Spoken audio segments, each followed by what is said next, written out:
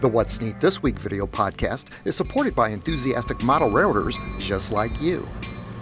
Additional support is provided by Athearn Trains. Check out all their new monthly announcements at Athern.com. Further support is provided by Microengineering, keeping you on track with quality products for 55 years.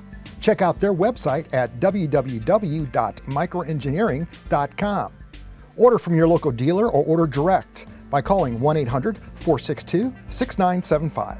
Additional support for What's Neat This Week is brought to you by SoundTraxx, industry leaders in model railroad sound and technology for over 30 years. Now please visit our website at SoundTraxx.com, and at checkout, be sure to use the promo code WNTW15 for 15% off of your purchases. And while you're there, be sure to check out our YouTube channel and other information that we have on our website to help you get more familiar with Model Railroader Reader's Choice Award winner 2 times for Favorite Sound Decoder.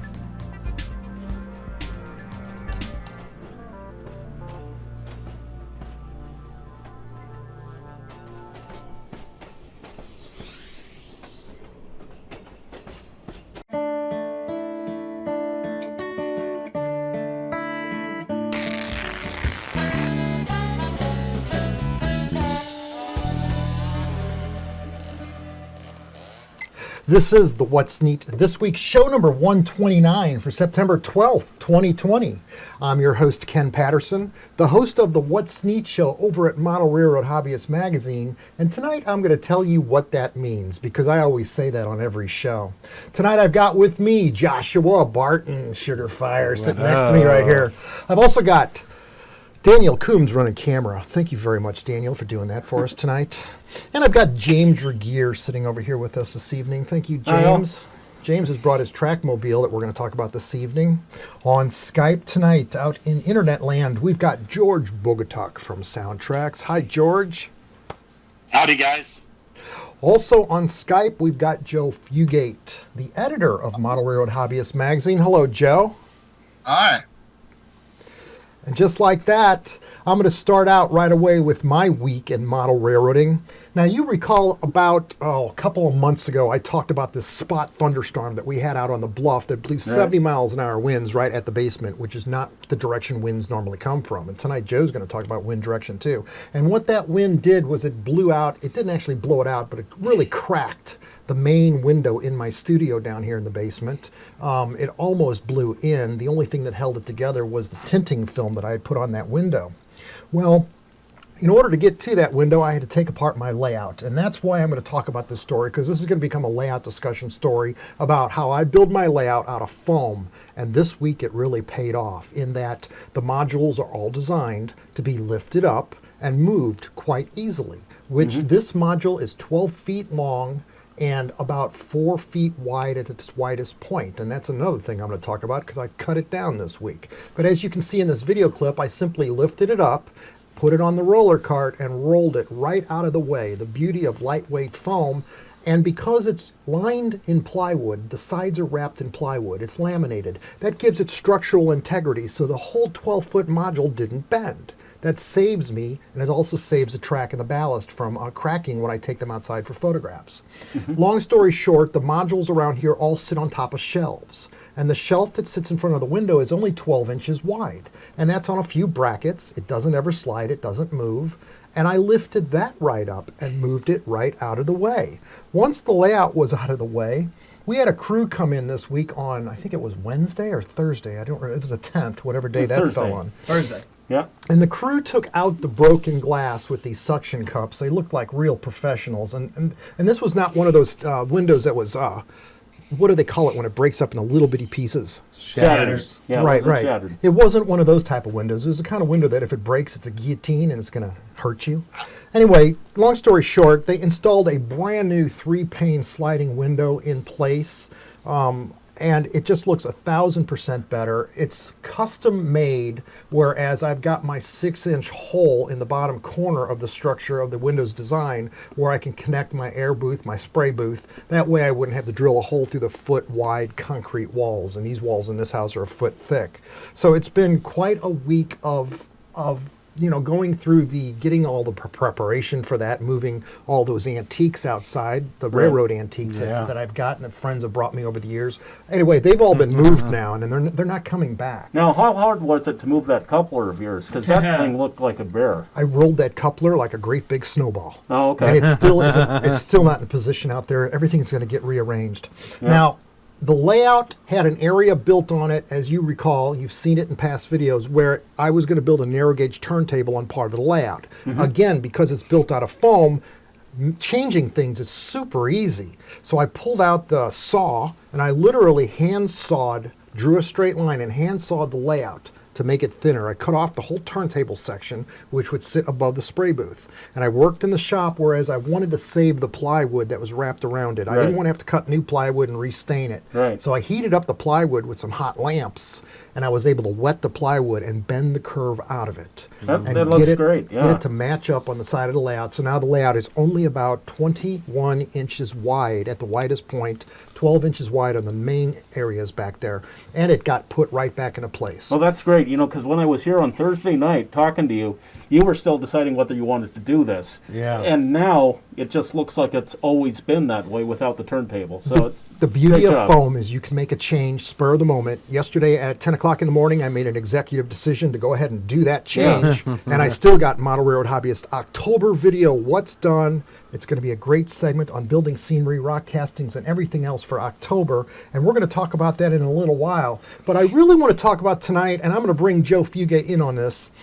What is Model Railroad Hobbyist Magazine? Now, I used to listen to an old podcast a long time ago, the Scotty Mason Show, and a lot of folks out there remember that. Yeah. I think Dave Frary was on that all the time. And there used to be an advertisement on that show about a new e-zine. And what is an e-zine? It's an online magazine, a magazine online. I mean, Right.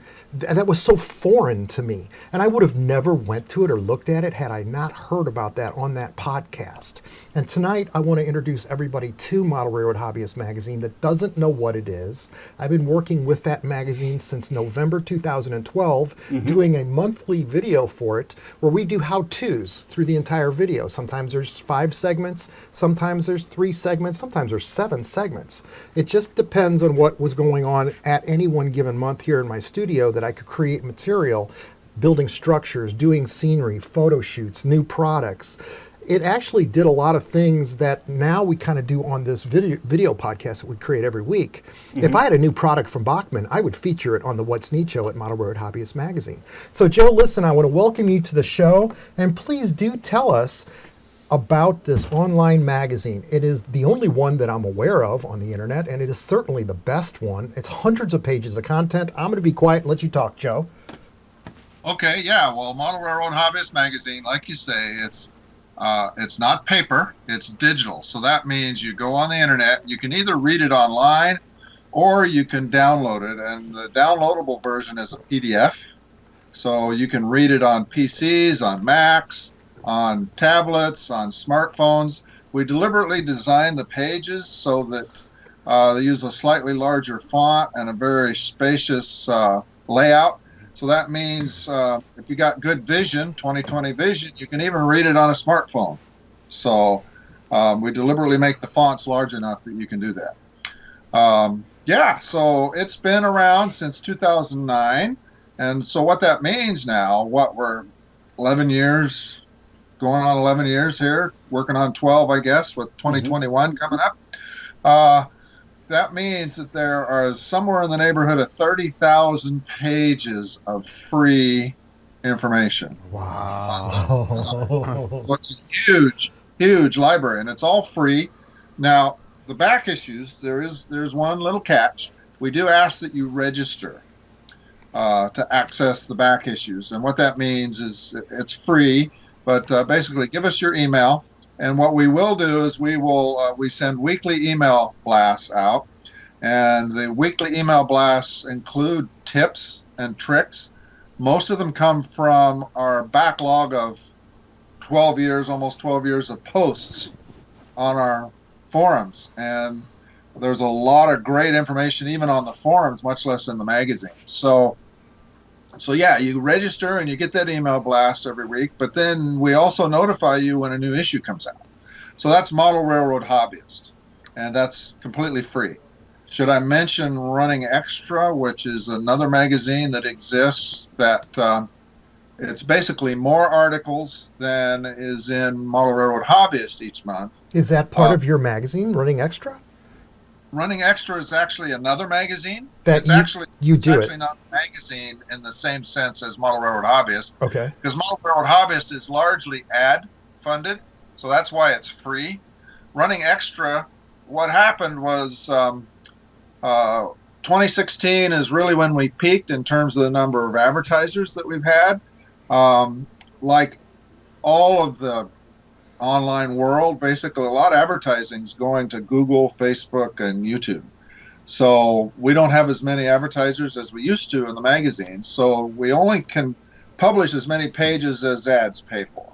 So the problem was we would have people keep submitting articles to us, and they'd submit an article, and I'd have to tell them, hey, it's going to be 2 or 3 years before your article appears because we don't have enough pages to do it all. So what we decided to do was, hey, let's create another magazine, or even a better way to describe it's an ebook, okay, because there's no ads in this other thing. Running Extra, call it Running Extra, which is a play on words. If you know about railroad terminology, you know that extra train is a term, and so we said let's call it Running Extra, so we use a railroad term for it. But that's exactly what it is too. It's extra articles that don't fit in the free magazine, and Running Extra isn't free because it's not ad supported, but it's like 6 to 8 additional articles every month, and it's $2.99 an issue. So every month between the main magazine, Model Railroad Hobbyist Magazine, and Running Extra, the additional magazine that you're creating that doesn't have ads in it, you've got to be creating 300 pages of content. How do you keep up with that? That's right. That's 300 pages every month.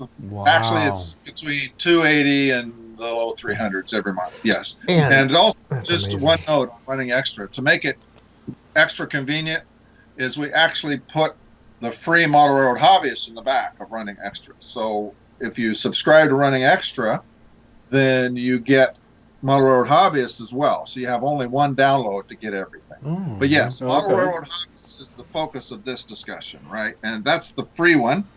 And it's around 150 some pages every month, free.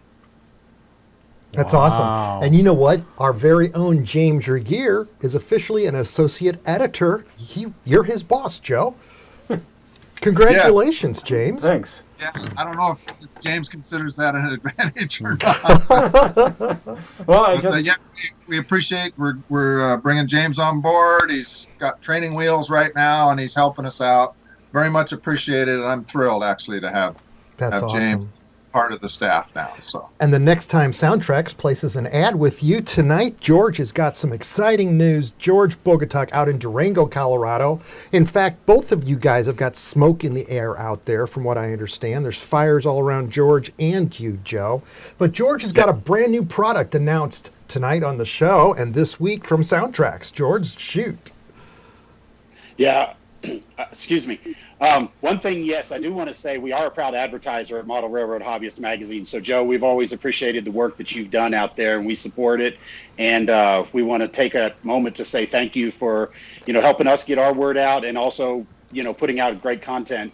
I'm a subscriber and a reader myself, so I always make sure to read through there and check out the information. So I always encourage everybody to do it.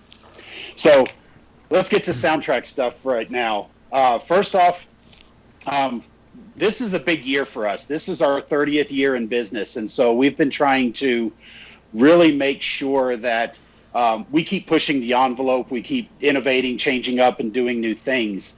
And this week, we actually announced to the world a Current Keeper 2. This is a second version of our Current Keeper. It's a more compact. It's shorter, it's a little thicker, but this will allow you to fit into some more tight fit applications. And Ken, I'll send you a picture of this that you can post.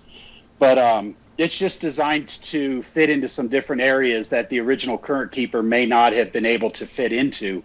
The one thing I'll say about our Current Keepers, there's a couple of things. One is it will give you up to 10 seconds of track power supplied whenever you lose.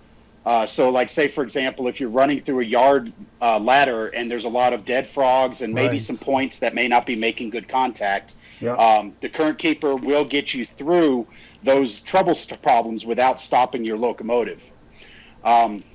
The other thing, and this is kind of an important thing, is that our current keeper actually has a voltage regulator built into it. And what that does is it helps prevent those capacitors from getting overcharged. Each of these 5 capacitors are rated for 2.7 volts. And so if you do the math, that's about 13.5 volts that's powered up. And so most layouts are around 13.5 volts. But if you're running on a 16-volt system, you could overpower a current keeper and damage it. And so we do have a voltage regulator in there to help protect and keep making it run reliably. Now, in the past, we had our linear current keeper, which I have in this steam locomotive here. As I mentioned, it's the 5 capacitors lined up. And so the one thing I will say about the current keeper is just, this is a great addition to put inside your models. But we also do have, and I have in my hand here, I'm not sure how well we'll be able to see it, but these small little 220 microfarad, 25 volt capacitors. And these can help also if, for example, you don't have room for something like a current keeper.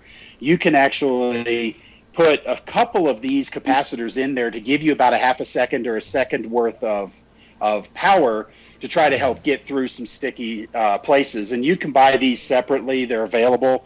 And one thing I wanted to show here is a situation here where I've got 2 of them. And they're put in face-to-face and they're soldered together. And so it kind of doubles, but it gives you kind of like a little battery pack that you can fit next to your decoder to help give you a little bit more power. Now these capacitors here, one thing I do want to point out is how well you can see that there's a big white stripe on one side of it with a giant minus sign. This seems to be difficult because not everybody grows up around electronics. And so just wanted to show how that fits in there so that you can see that stripe. And what you're going to do when you add multiple capacitors together is you're going to wire them in parallel. Because a capacitor, actually, if you go back to what it is, it's 2 parallel plates that store power between. And the size of the plate and the type of spacing and so forth is what we're actually, where the power is being stored. And so when you add a capacitor, you're essentially adding more plates side by side so that you can get more of that capacitance between the plates. Right. So there's a little electronics fun knowledge for you. So yeah, we're pretty excited about the current keeper too. Retail price is exactly the same as our original current keeper, $29.95, and so they are available at stores now, or you can buy them on the website at SoundTraxx.com. And if you enter the code WNTW15, you get 15% off. All of our viewers get 15% off of SoundTraxx products. Thank you very much, Nancy and George, for that. Absolutely. And actually, you've been selling a lot. And you talked about a sticky situation. We're going to talk about a sticky situation tonight, George, because we've got one sitting on the table right here where James did just what you said. He mounted a couple of those capacitors. 4 of them, yeah. On the outside, and they double as air tanks. So rock and roll on that. In fact, do you want to talk about that, James? Well, sure, I'll talk about it. So these, I'd initially thought they'd double as air tanks and look a little bit clunky as air tanks, but then I decided that the wheels really need to be a bit more prominent, so I just hid them between the main body of the trackmobile and the wheels. So now they're just kind of there. Okay. I painted them yellow so that they'd kind of blend in and wouldn't be in plain sight. But yeah, there are 4 of those. I think they're the 13 volt capacitors. Is that right, George? Yeah. The ones I have are 25 volt. Oh, there's 4 of the 25 volt versions. Yes. Now this is a Broadway limited trackmobile, correct? It's a Broadway limited trackmobile, and James Wright bought it from Lombard Hobbies in Chicago. They were having a clearance sale on these things, and I think James Wright got the last one. Okay. And he posted on Facebook, he was like, I need someone to put lights on this thing. And I'd just gotten through my GP60M, and I'd done a bunch of locomotives, and this seemed like an interesting challenge. Yes. Boy, was that an understatement. Yes. So for the next 3 months, I was working on this trackmobile, and I wanted to put as many LEDs as I possibly could. This has the SoundTraxx Tsunami TSU 1100 decoder in it, which actually has 4 lighting functions. But if you'll notice, I'm actually using 4.5 or 5, because I have these strobes that are dual flashing and opposed. And the way I got around that, I used an A-Tiny 13 chip from Atmel, which is available on eBay. You just look for this kind of chip, and you can program it with an Arduino with the same flash codes that you might program into an Arduino, and you have up to 6 poles that you can do separate lighting flashes with. So you saw one of this with the rotary beacon in that GP35 I did probably about December. But you also see that here with these dual flashing strobes. It's really cool, dude. It's amazing. Very much so. And in this regard, I got to shout out to Allison, because without Allison, I may not have been able to program that darn Atmel Tiny chip. I struggled with it for days, and she came by, and within about 2 minutes, she had it figured out. So, and we don't have it turned on right now, but you also put sound in that. Yeah. Okay, I can hear it now. Yep, there we go. And this is a SoundTraxx decoder. George worked with you on that to decide what size decoder Right. and what to put in there. Decide What did you what- end up putting in there? This is the SoundTraxx Tsunami 1100, I think. Yeah. We went with it's the a- TSU 1100 for GE because we went with Right. the light industrial. I think what did you go with? The Caterpillar or the Cummins? The Cummins. Cummins. Yeah. And Oh, very Yeah. cool. Yeah, I researched on the trackmobile site. I looked up all those things, see what motors they were using, what flash patterns they had, and all of that to try and make as good a representation for all of that for James as possible. Very, very cool. Yeah. James Wright's going to love that. And that's going to appear, everything you just talked about, the entire process of what you went through to build that, install the lights, do the chip, do the decoder, do the tanks on the outside that are actually capacitors. That's all going to run in a What's Neat video either November or December of 2020. Yeah, likely November. I'm working on the script for it right now. I'll be editing the video from that because nobody wants to see hundreds of hours of video from me struggling with doing this project. That's really awesome. You guys see a lot of bridges on the table tonight. We're going to talk about all of these wonderful microengineering bridges, and there's a lot of different types here, and I didn't know they made them all. But I first want to say that Athearn has announced, and this was a last week's announcement, but I want to talk about this because the pre-orders come due on 9/25 of this month. Yeah, DDA40X. These are the great Centennial big units, yeah. Centennials, right? The Union Pacific. I mean, 2 locomotive engines in each one of these, and these are all brand spanking new in that they've got the LED lights in it. So they're coming with lit number boards, ground lights, dual sugar cube speakers. Very Of course, they got nice. Tsunami 2 sound in them from George. They're coming with class lights, rubber MU hoses. I mean, this is what everybody has been doing is they've been upgrading their locomotives. Yeah. Now that they saw how great the LED lights look and how bright they are and they don't burn out, everybody's been upgrading their equipment, and the manufacturers, and Athearn is one, they're coming out with this beautiful model. They're also coming out with some SD40-2s. And the reason I'm bringing this up is because the pre-orders end around 9/25 of this month. And I've got all of those printed out. You guys were going to talk about these. I remember seeing the Union Pacific ones. That was easy to look at. Yeah. But there was another one, a Mexican railroad. How did you say that one, James? I think you've got that right there. Ferromex. Ferromex Yeah. Railroad. Burlington Northern, another special one that they're doing, and I'll probably screen capture this. They're creating an Athern 75 anniversary edition for this. So for you guys collectors, I know that SoundTraxx, you guys came out with a special anniversary boxcar. We did a few years back. This was for our 20th anniversry. So I've it's been got 10 one of years, those. and I remember when we made that one, and I felt special to be part of the group. And now 10 years later, we're in our 30th anniversary. So it's actually really cool. Yeah, it's pretty. That's awesome. Congratulations. What other road names are they having? Joshua, you've got one on your sheet there. Oneida and Western. Do you know where that runs, George? On the tracks. I think Oh, that don't one's up do in that. Canada, Don't do isn't it? that. Well, that's amazing. The fact is, Athearn's research team, Matt Gentry does a great job on research on all these models. Last week's demonstration of what he talked about on those Dash 9s was absolutely amazing. And what was even more amazing was seeing those Dash 9s on last week's show in gray plastic. Yeah. When you see them all painted up, you can't appreciate all the various details that were added because they're all painted and they blend in. Right, but here you got all that brass blended into it. That the see-through grills. You see how that all works. It's pretty amazing. Absolutely right.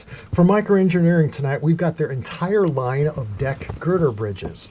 And this is another type of bridge that they've made. You've seen me use my 85-foot deck girder bridges in many different photographs. I'm showing you some pictures right now of those. They're just great over the body of water.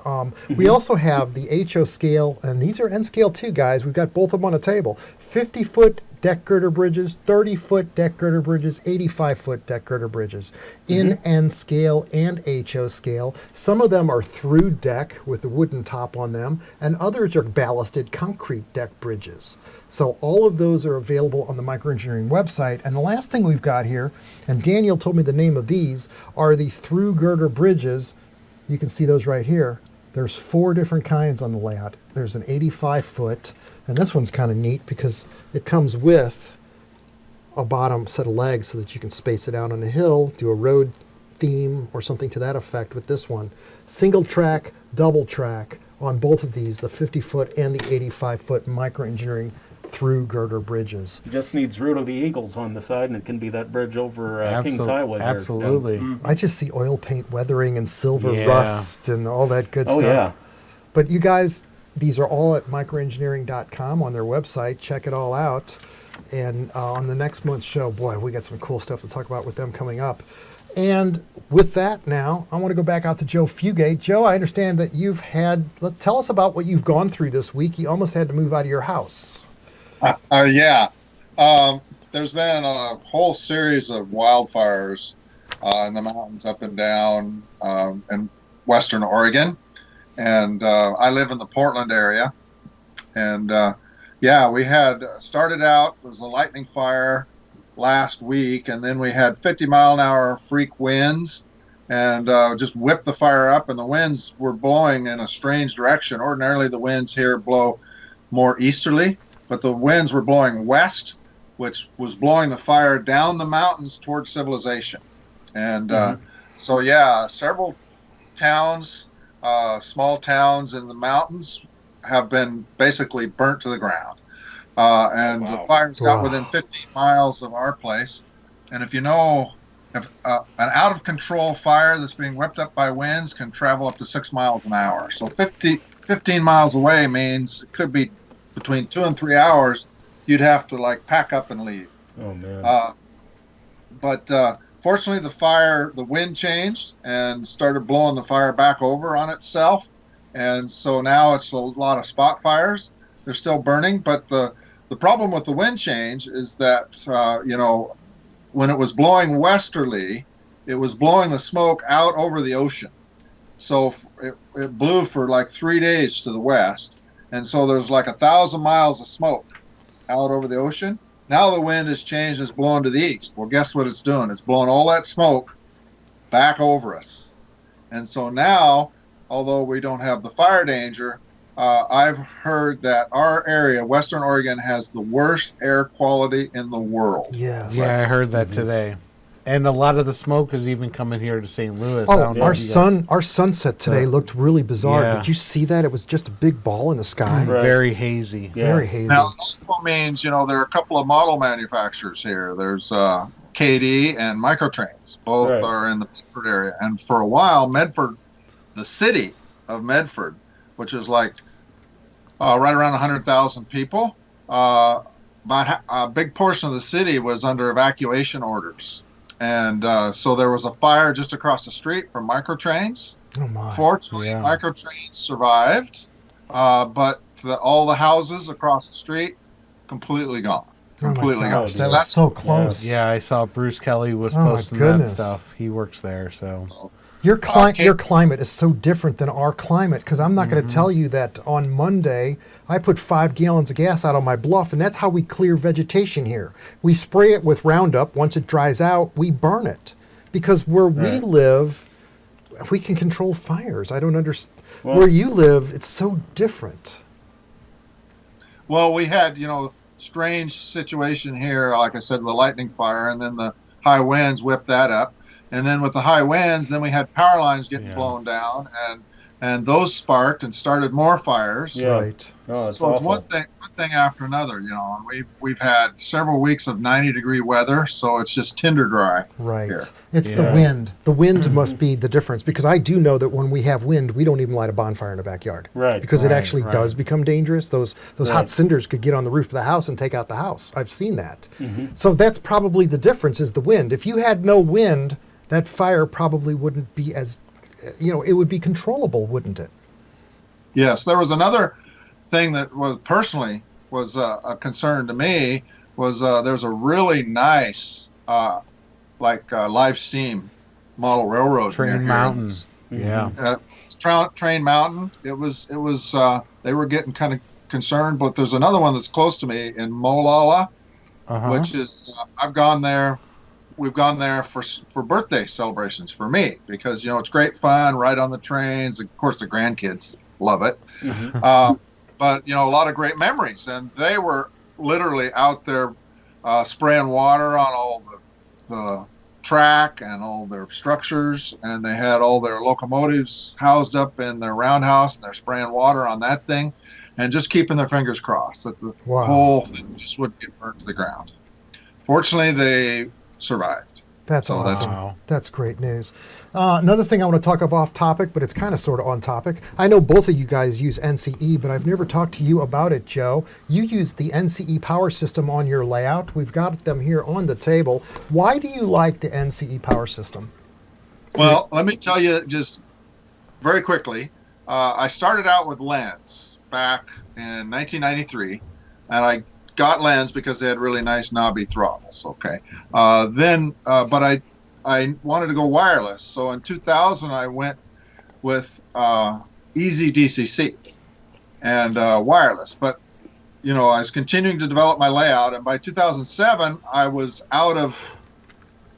They could only handle 8 throttles at a time, and I needed more throttles.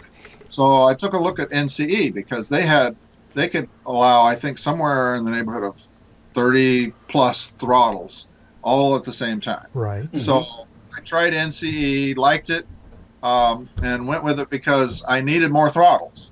I also like NCE because it. The other thing that's a big decider for me is consisting, and that's the ability. I run a 1980s era layout with diesels, and it's a Southern Pacific, and they would run lots of diesel lash ups. So I want to have like 2, 3, 4 diesels, either in the front of the train and or mid-train helpers. So I've got lots of stuff all consisted, and NCE allows has built in what's called a double-ended consist.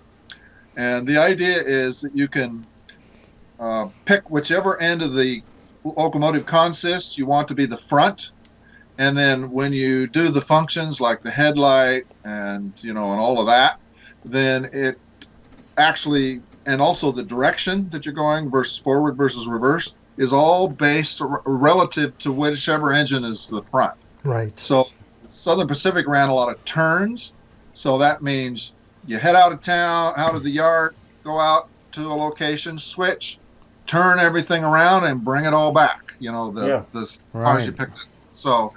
So with the double-ended consist, running a turn's really easy because you get out there, you basically run the power to the other end of the train to head back, and then you just dial up the other end, the other locomotive number, and you're all set. That's now the front. That's so amazing. I love it. Very, very cool. That's amazing. Yeah. Joshua was here Wednesday of this week, and he was getting some panels. I had some extra panels for the NCE system, and they offer 2 types of panels.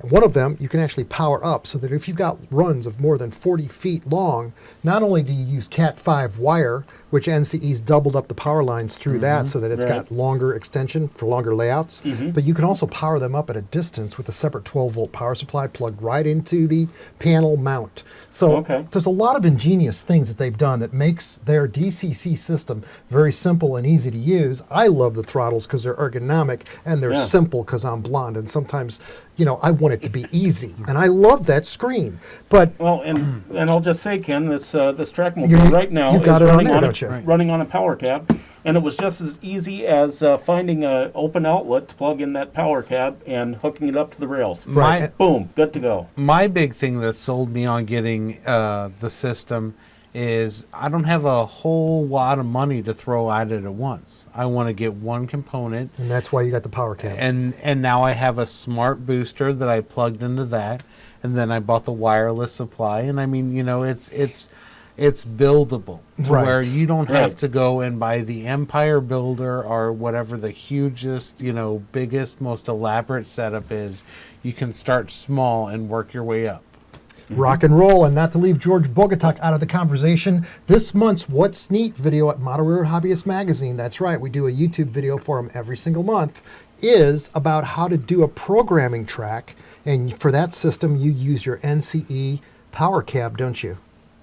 Yeah, I used the power cab, and what we did on that was we had a separate piece of Kato unit track that we could switch out, so that way, when I'm programming locomotives using the programming track, I don't have to worry about taking everything off the track to be able to do it. Because not only do I have locomotives back here, but I also have sound cars and some of the cars with sound in it and other things. And so therefore, that way I can just isolate the layout by unplugging it, plugging in the test track, and then that allows me to be able to do that on that small segment of programming track.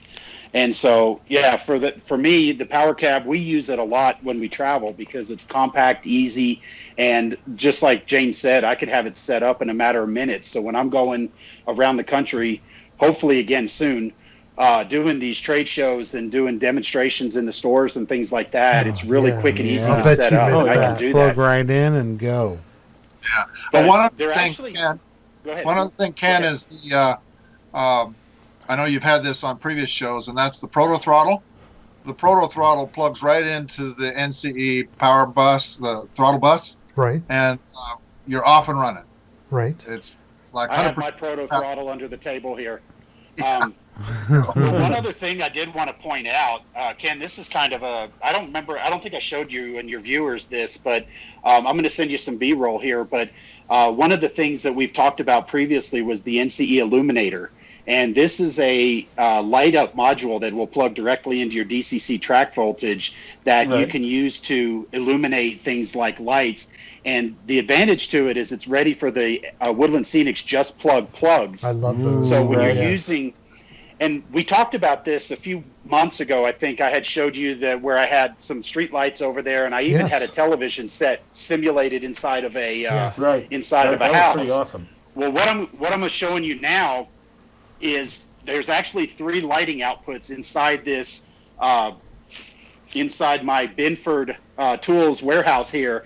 And Nice. what's really cool about the illuminator is that you can illuminate those 3 with random patterns. So you can I have one that's, you can see the warehouse is actually on all the time, and then the offices will cycle on and off between 5 and 8 minutes at a time. That's cool. So it gives some animation and some illumination, and it's easy to use. So, this is a really good product that you can use in addition, that they make it other than just the power cab or the pro cab. So George, when you're plugging in your Binford tool factory, does it supply you with more power? It does. All right, guys, I want to thank everybody that purchased the What's Neat This Week boxcars this week. We actually, we hadn't mentioned it in 3 months, but they've always been sitting on the table, and we sold quite a few this week because on last week's show, we just brought it up at the last minute. Oh, that's neat. Yeah. So rock and roll, check it out. You can get them at valuetrainsusa.com. And I want to thank Derek Sampson very much for selling those and keeping up with the orders. As you guys order them on his website, he ships them out right away. You have multiple types to pick from, a lot of different really neat boxcars. Be sure to check out the September What's Neat if you haven't seen it yet. That's the What's Neat video that I do on YouTube for Model Railroad Hobbyist Magazine for Joe Fugate out there. And I always said, I didn't say it last week on the show. I didn't even say rock and roll in last week's show because I had a mask on and I didn't feel like saying it. But tonight, it is the best hobby in the world with the best people in it. They're all around me every week, bringing you all the latest news and new news in the hobby, guys. And so with that, I'm going to go around one more time. Have we covered everything? I think so. All right, guys. Yep. Joe Fugate and George Bogatiuk, thank you so much for joining us tonight on Skype. I love the trackmobile, James. I can't wait to see the finished video on the video that we're creating. Joshua Sugarfire, Barton, you're awesome. Daniel, thank you so much for running camera. Again, one more time, guys. Best hobby in the world. This show is made by simple model railroaders, us, for you. So with that said, let's all go run some trains. Yeah!